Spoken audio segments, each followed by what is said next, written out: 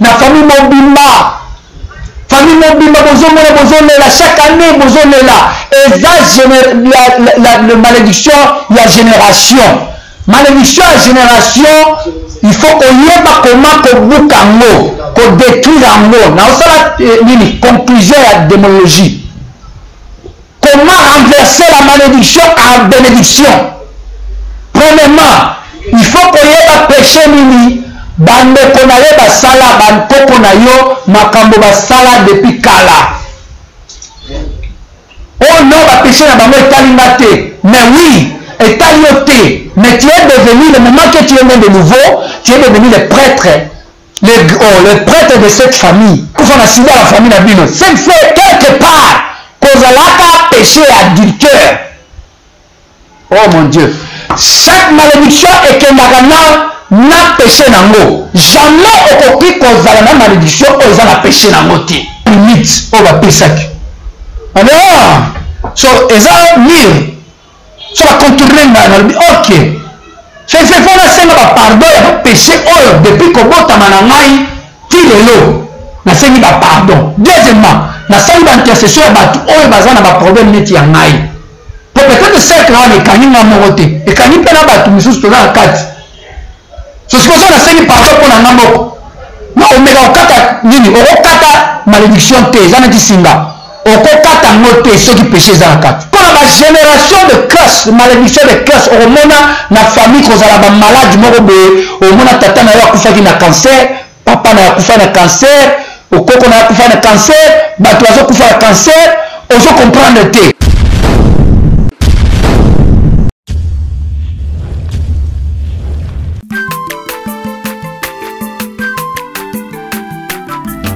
Azamwana motote Sangai abongwani pete boa wangata Nzambe ya le Nazarien, le Nazarien, le Nazarien, le Nazarien.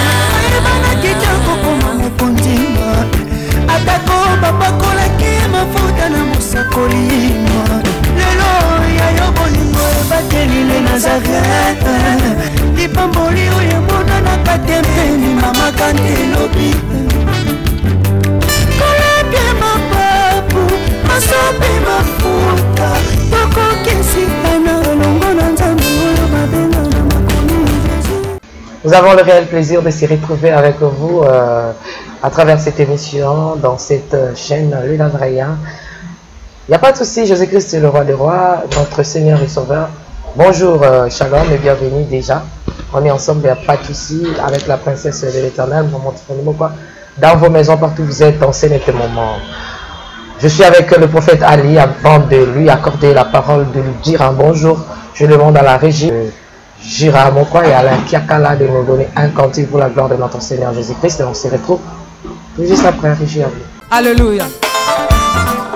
Merci le roi de rois.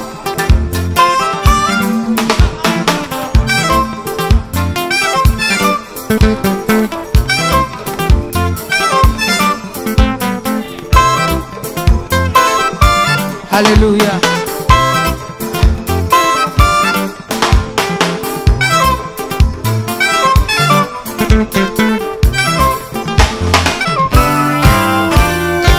Tombola maboko na yo likolo. Lakisa maboko na yo.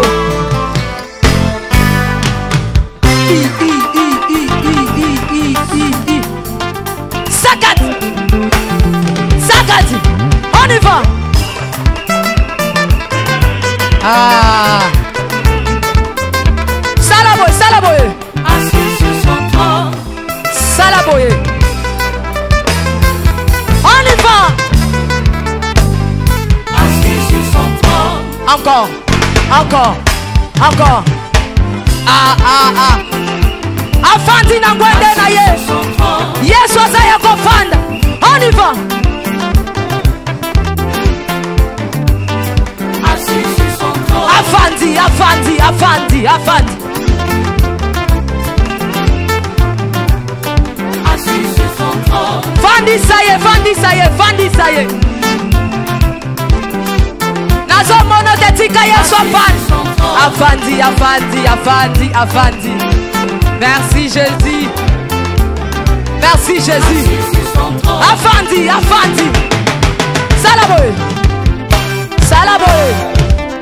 salaboye katela yesu le sako. On y va. Katela kaka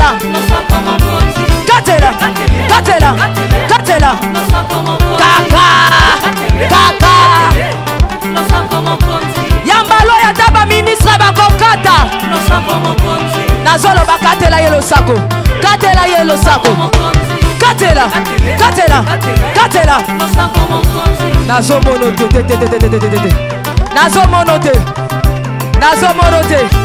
nazomonote salangobo dose tolobi ya tour yoka. Merci tolobi boye yambaloyo ata ba ministre bakokata ata ba généraux bakosala nini ata ba ministre bakosala nini ata ba président on y va.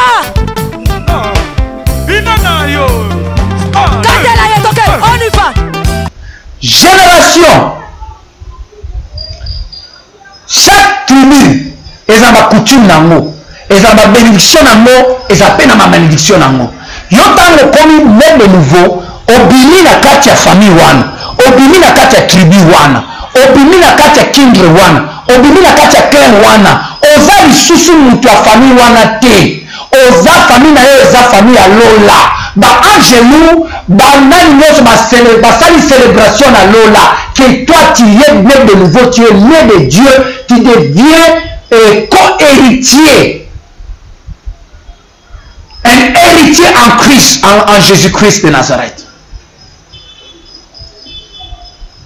C'est une vie na yo, ils ont dépendre na mokilo enimoy, ils ont dépendre na mokilo lisusu te.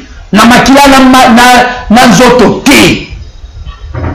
Vie na yo ezos dépendre na nzambe na molimo au dépôt déclarer que Jésus comme Seigneur sauveur, ce qui fait qu'il a déclaré Dieu comme ton propre Père. Ce qui fait même zawana papa na maman na yo baza susu papa na maman na yo te, même si ils ont déclaré qu'ils sont biologiquement baza papa na maman na yo. Mais spirituellement, baza lisusu te, c'est-à-dire il faut na luka moyen moroboye na expliquer yo. Le moment où tu te viens près de Dieu, tu commences à ressentir les choses sont différentes. Ta famille là que tu as, exactement rejeté en te, nazolo bateko rejeté en te, nazolo bateko bande ressentir bango meti baza un peu étranger. Bazali tabisi likolo na yo obandako koremercie nzambe ata bafimi na famille ata babwakisi yo ata basali mabe ozoremercie ka nzambe kaka po baza vivant parce que comprendre ke baza famille na yo ya solo eza yesu. So sikoyo bagénération de curse, malédiction de curse omona na famille kozala bamaladi moko boye omona tata na yo akufaki na cancer, papa na yo akufa na cancer, okoko na akufa na cancer, bato azokufa na cancer, ozo comprendre te. Ce qui fait, il faut comprendre que cause malédiction. Et chaque fois au moins une malédiction, il y a un péché. Oh mon Dieu. Merci Seigneur. Malédiction est la caté. Malédiction est la punition. Il y a transgression. C'est vrai que ça y est, il y a un kala. Baswana qui peut-être na royaume roi moko boye famille moko boye baswana ki na bango nde bapatuana ba déclarer une malédiction sur votre famille. En romona mutu songo la bota kate na famille na bino, mutu mususu bota kate na famille na bino, famille mobimba babala kate nazo pointer ba nini ba misapité parce qu'il y a beaucoup de gens na kati ya mboka Congo pe libanda batu bazo expérimenter eloko nazo loba.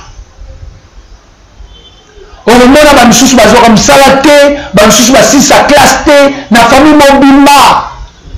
famille mobimba bozolela chaque année bozolela eza la malédiction ya génération. Malédiction ya génération, il faut koyeba comment kobuka yango, ko détruire yango. Na osala nini conclusion ya démonologie.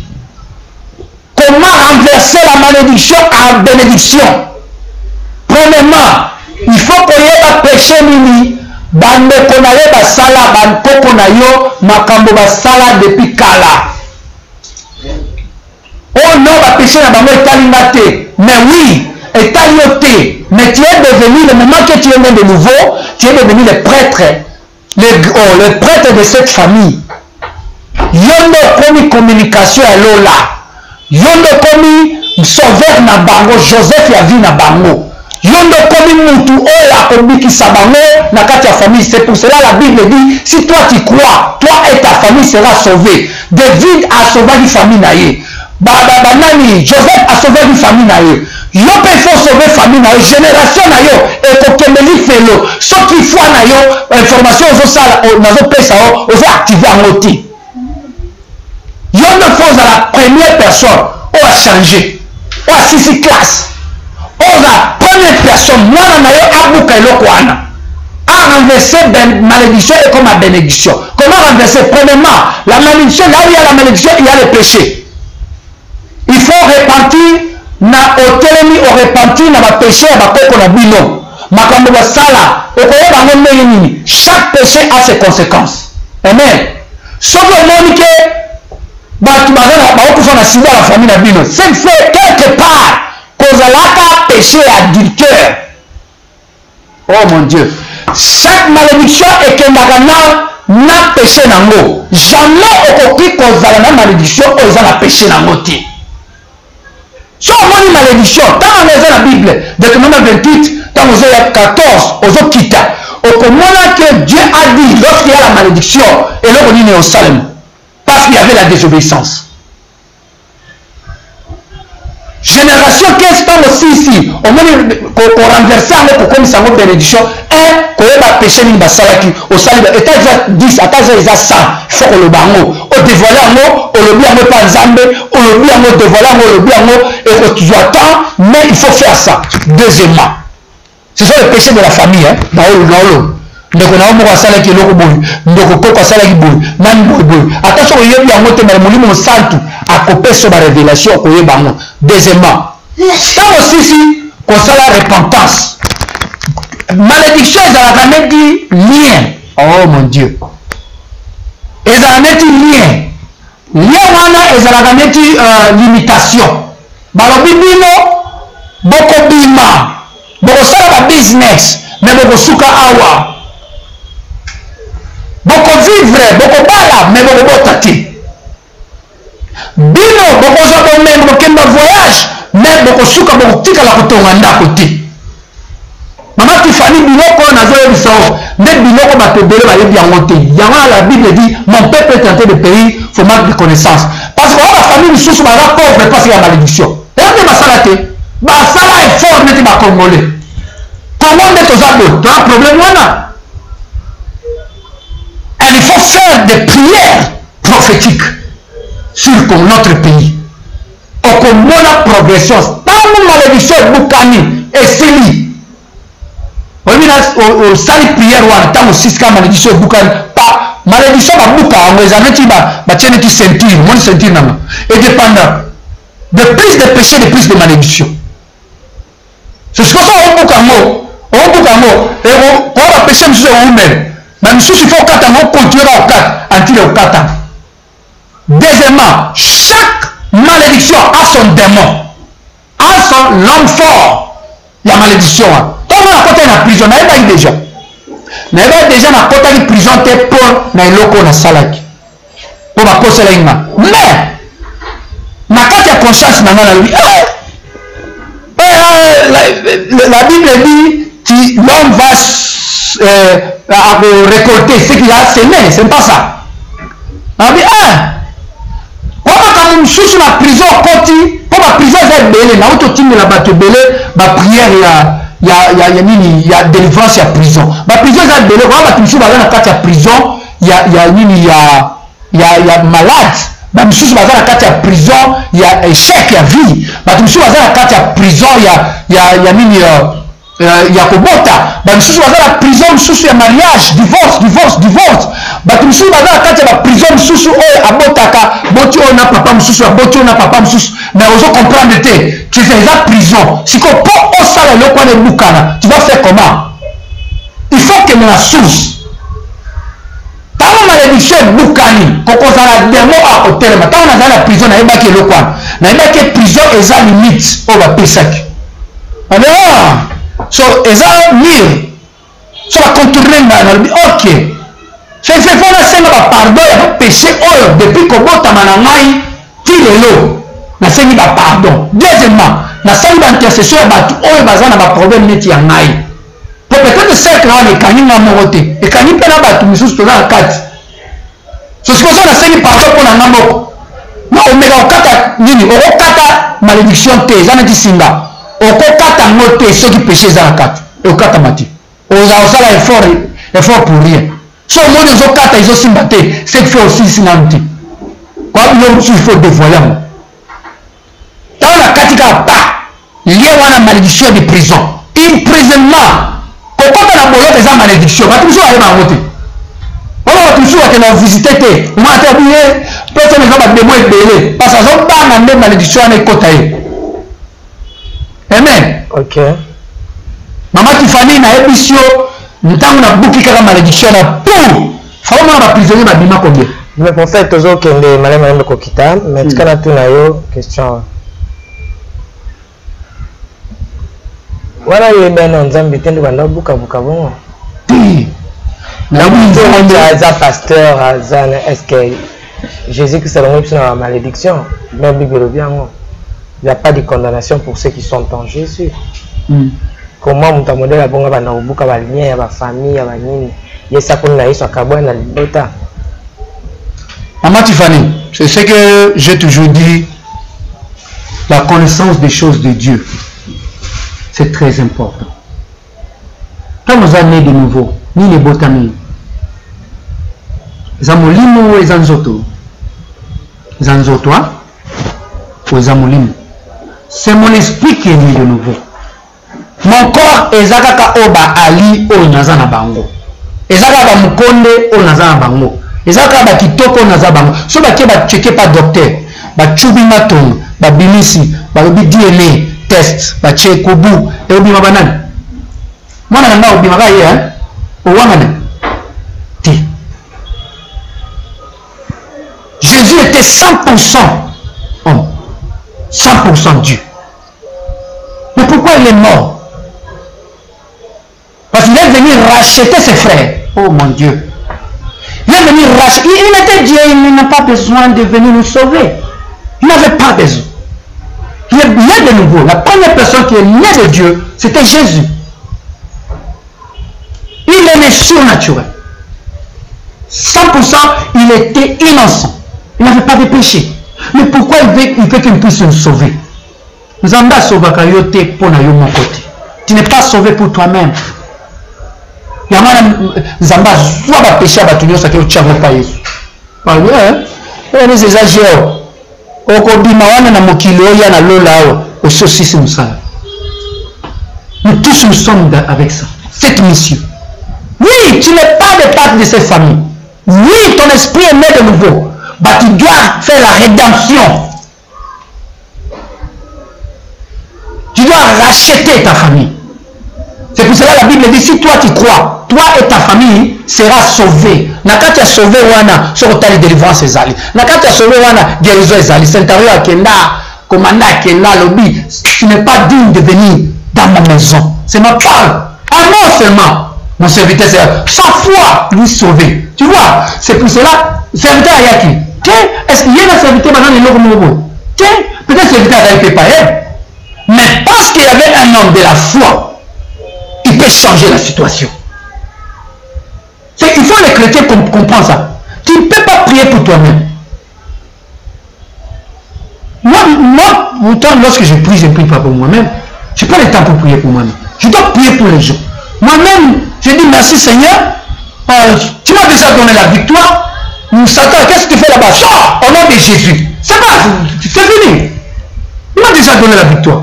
Mais les gens, je dois prier pour eux. Je dois intercéder. Je dois dire, papa, il bien le quoi, et Jésus a prié pour lui-même là-bas ou quoi? Non. Il a dit, Père, pardonne-le. C'est ça l'intercession. Ma te mêler va vendre l'église, au moins ma ils ont changé, parce que ma consacra au prier pour n'avoir je vais parler avec ça, le mystère de Dieu. Ça est là, l'intercession. Et puis, oh, sous la poloba, joum, sous, tout ce qui a joum, sous, et ça, les hôtels. Amen. Ouais, la génération a conclu dans mon bouc. Tant aussi, si vous bouc à kata, c'est la génération, qu'est-ce que vous avez l'homme fort, dans la qui s'agit de mon ça est, beaucoup ici. Tant que ici, comme on déclare, si col, bénédiction, vers sa malédiction. Pour ça, on remplace un autre, Satan va remplacer un autre. Vous comprenez, bien aimé? Vous avez compris, c'est la révélation. C'est que fait, ceux qui n'ont pas qui pauvreté, souffrance dans la famille, il faut la remplacer en la bénédiction avec la prospérité. Maintenant, on a ça la bonne dans le ciel. Ce qui est lié sur la terre, c'est lié dans l'esprit.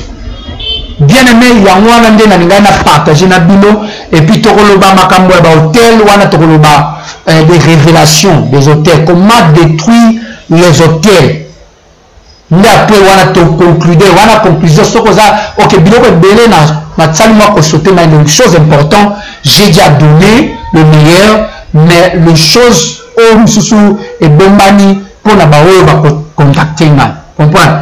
Pour c'est très important bateau bazali musika Yesu na ba oba yaki pembeni ba yaki lié o zai koleka na ba oba zai musika. Amen. Ouais, technique aussi. Non, voilà, je dois suivre le serment de Jésus, c'est le protocole. Ouais, tant bah la police au sang là-bas. Non, toi la police n'a pas c'est que non. Non, c'est que fait Maman Tiffany, je vais dire ceci. Le protocole de Dieu, c'est la même chose. Moi, il n'y a aucune gauche-droite. Comprends? Au moins, gauche-droite, c'est bon. Voilà. Quand même, ça moutou, non, c'est ce que les bêtes, non, c'est ce que les bras, aux hommes, ça a été vérité. Tu vois, la parole de Dieu est gratuite, mais n'est pas moins chère. Ok? Lorsque tu viens avec Dieu, tu as une attitude douane. Attitude numéro 1, obéissance. Quand tu as une libanzam, quand tu as ma prière, tu as aussi l'autre. Après avoir tout non, mais la femme est miracle ça.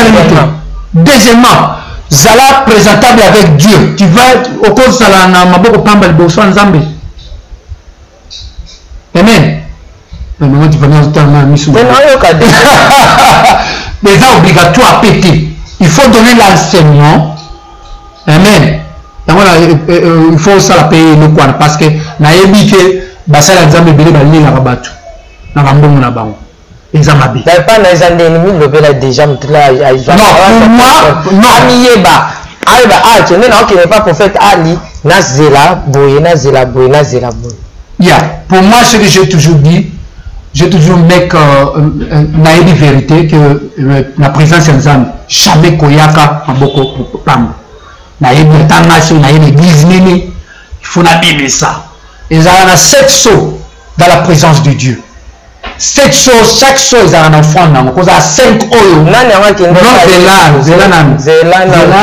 c'est ça, non, c'est sa révélation comme ça, au quotidien. 7 choses, cause à 5 euros, au babé en haut, ils avaient un peu obligatoire sur le temps de l'Ancien Testament. Dans le baba, tout ce que vous savez, que même dans l'Ancien Testament, au talent. Mais après, parce qu'on a ça la rendue, hein, na chaque mot bouillé, dans le but, c'est pas obligatoire, et ici, c'est ta foi. Comprends? Parce que attention qu'on peut ça comme femme. Ce fois on a résulté. Ce on a maté.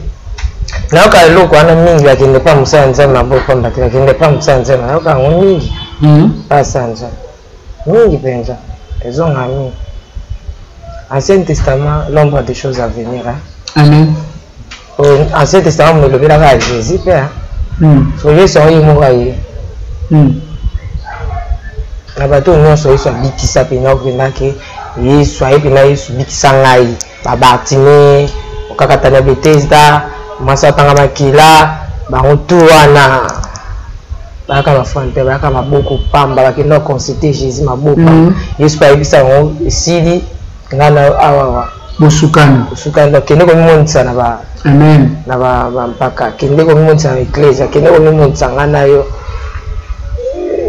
bikambo ezate atika sekwisa Lazare mona teke action de grâce Lazare apesa amen asekwisa Lazare ba miracle zebele moi mbala la mama Tiffany kokata oti si non te loba pour wana ndi pesto to soka dans les monsieur comment ni to ko samu moto parce que ngana ningi ngalinga sujet alinga sujet mingi po tant comme sujet ndo banda bozoka dans l'Ancien Testament pas ba prophète Élie la prophète Élie la Samuel la prophète Élisée da moi ça na bisaki kana l'épée tout ça banda bozo yango de bokanga mana mais Yesu ye mo modèle o bosalelaka atika jamais osala ngo atika jamais osenga mutu atika jamais ko bakisi o alinga epa aye kutabia bi yange pa na aka ndenge ozali mwa mikumba la bino pa na ngai le mikumba la bino bozana ngo ba passe na bino yanga na opesa bino ka repos amen ezate ke na opesa repos yo opesa ngai so eloko te Mama Tiffany eza question moko très important et puis eza l'enseignement nango and pour la expliquer très bien. Tu vois ce que à ta théologie ce côté dans la classe terre bible remonte que la parole de Dieu n'inspire pas. C'est la même chose. Ils ont des méthodes, il y a approche échangeable. Jésus-Christ lui-même, c'est le chemin à vivre la vérité. Il a dit que il vous a donné gratuitement. Vous allez recevoir, vous avez reçu ça gratuitement. Vous allez donner ça gratuitement. C'est pas ça. Ok. Tala Jésus, tant qu'on va nous recevoir dans le temple.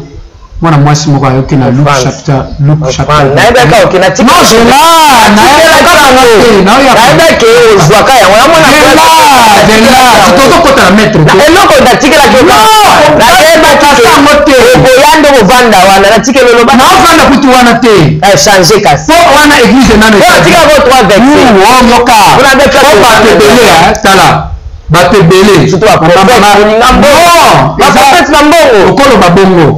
mais pas moi. Tu la Bible. C'est attention au Gimbongo, mais vous avez le cos en bon. C'est ça l'ambongo, mais vous avez le cos en bon. On tire mon temps pour faire parce que ça malade, parce que ça côté au kufa. Il va appeler sa offrande. Il va apprendre au prier. Il va appeler sa binoloté. Ça la différence. Il va appeler sa binoloté. Non, ils ont monté. Tika pour. Ah, maman, tu vas. Peut-être pas là. Ok, maintenant, nous sommes arrivés à cette émission. Ok. Nous sommes arrivés à bien aimé. Bien aimé. Non, merci, ça m'a mis le loco. Non, alors, il a côté ça m'a maillé.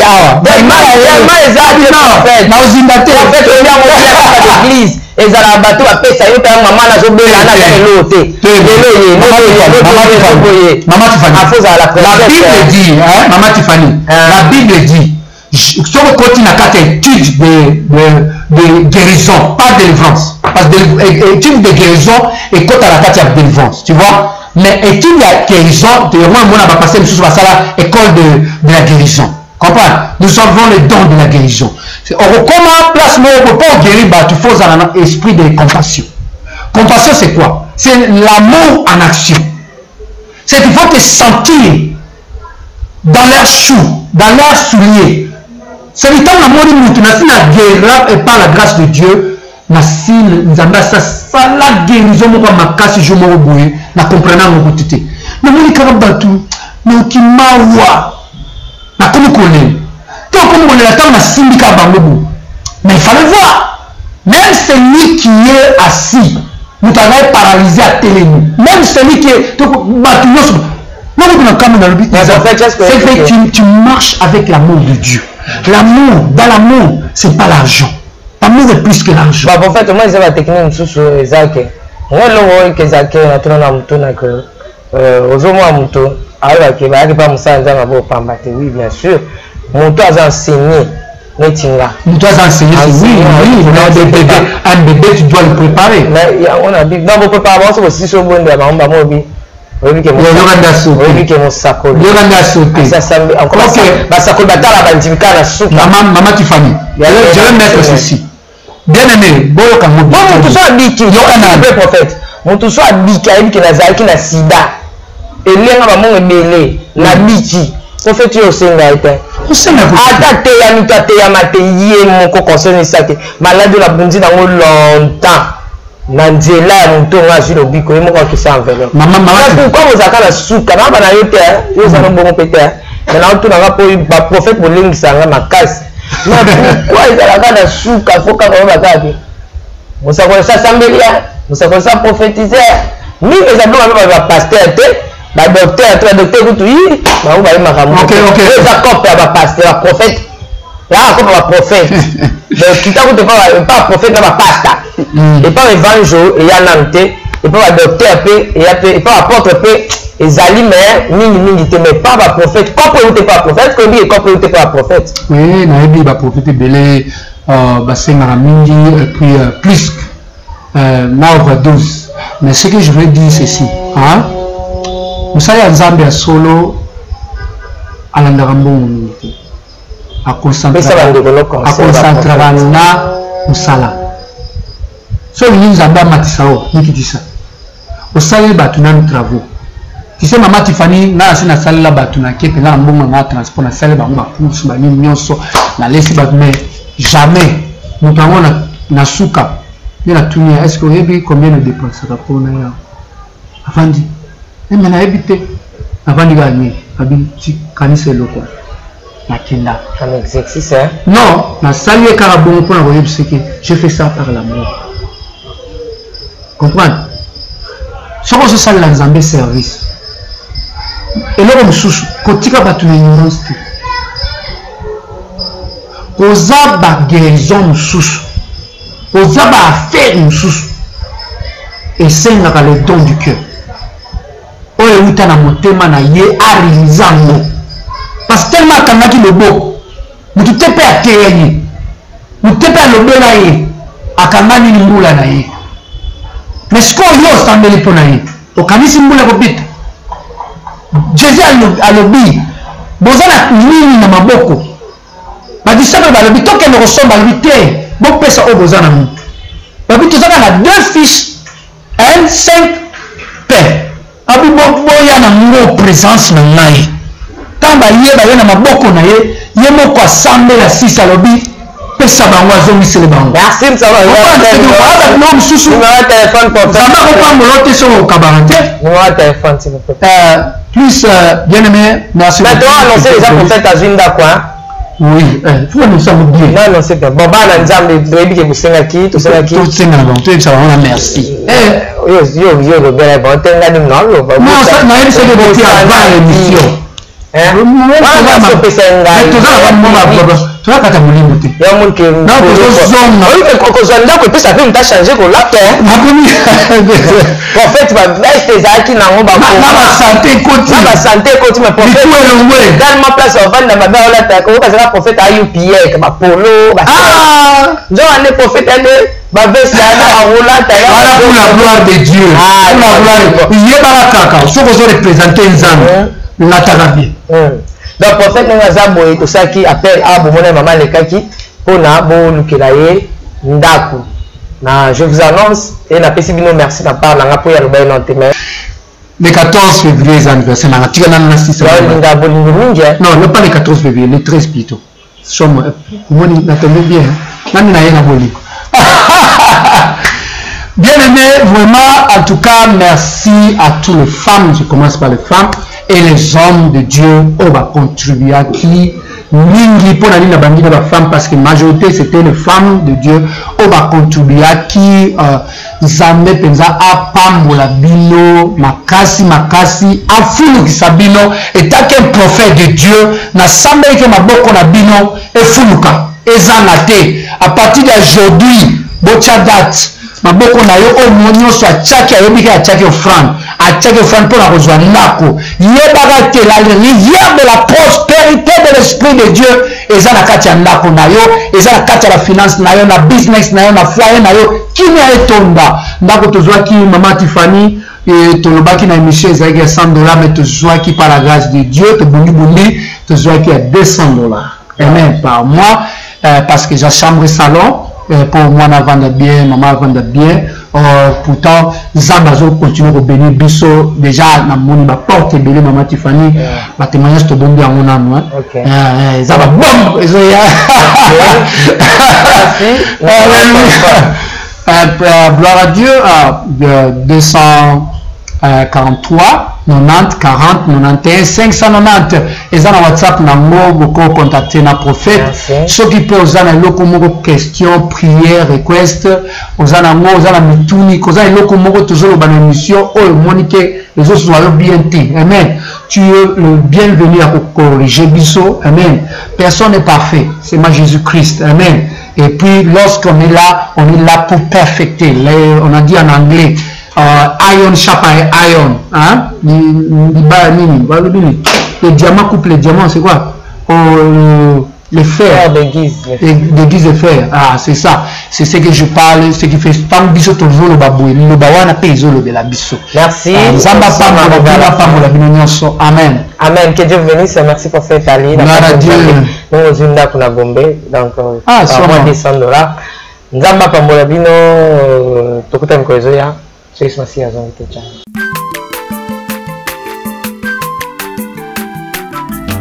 Azamwana motote po akosangai abongwa ni pete po awangata Nzambe ya le Nazarien le Nazarien le Nazarien le Nazarien bana kitoko koma mokondima atako babakola mafuta na musakolima lelo ya yo bolingo ebateli le Nazareth lipamboli oyo emonanaka te mpeni mama kante elobi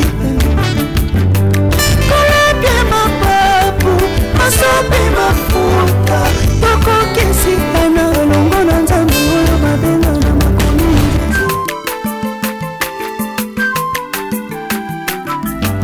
aza mwana moto te akosangai abongwani pete po awangata Nzambe ya le Nazarien